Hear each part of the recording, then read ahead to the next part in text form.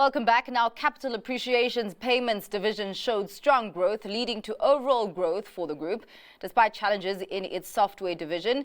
The FinTech Investment Group said it continued to grow revenue and manage expenses effectively, and as such, its businesses are well positioned and prospects are very encouraging. CEO Brad Sachs joins us now for more on that performance. Thank you so much for your time, Brad. Now, your financial metrics have shown significant growth, and I see that the payments division carried that growth. What buoyed activity here?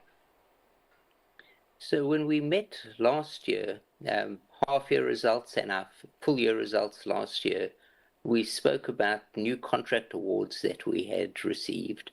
Those contracts were implemented and we were able to execute against those, and we've seen some really nice revenue growth as well as growth in the terminal estate. What's important to recognize is that when we have a growth in the terminal estate, that gives rise to a lot of incremental annuity revenue from software licensing and other type of terminal device related revenue, and we were beneficiaries of that. So now about 55% of our payments business is annuity revenue, and so that's a really nice proportion. All right. Well, the software division surprised to the downside, though. What's weighing on this business?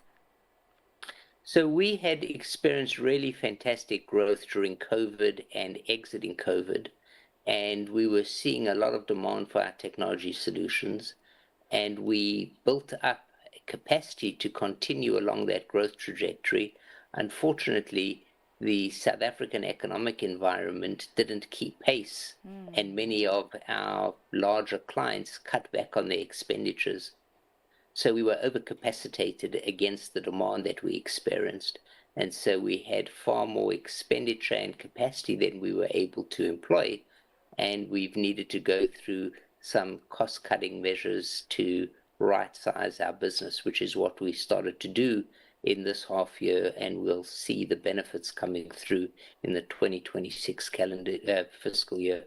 I mean, Brad, as you talk about, companies being more capital conservative, what kind of dynamics then are playing out in terms of contract negotiations, or how can you show up to ensure that there is at least a little bit of growth in that software division?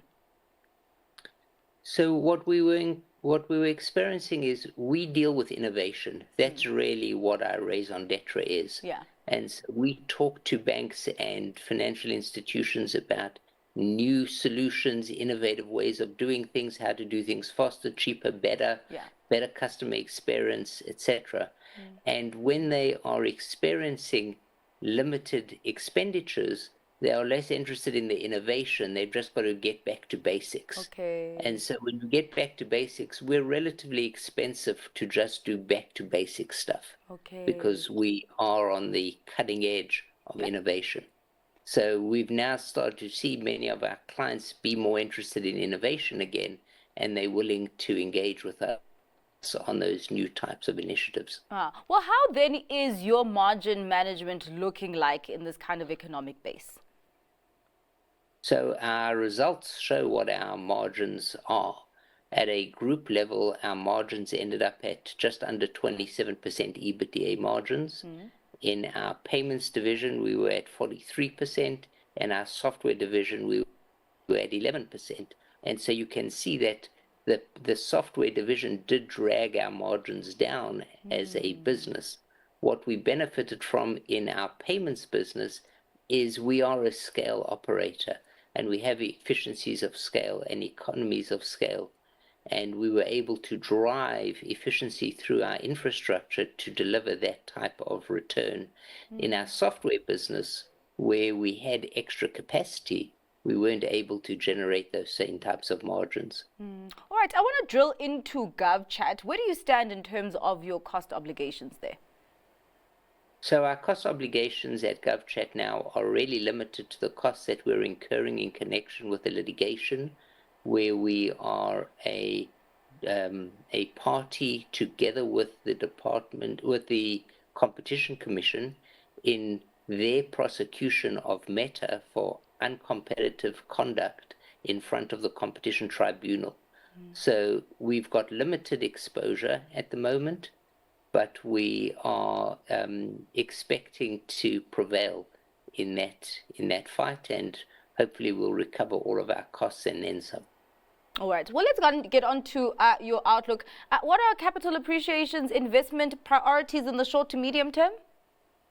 So our most important priority is to fund our organic growth.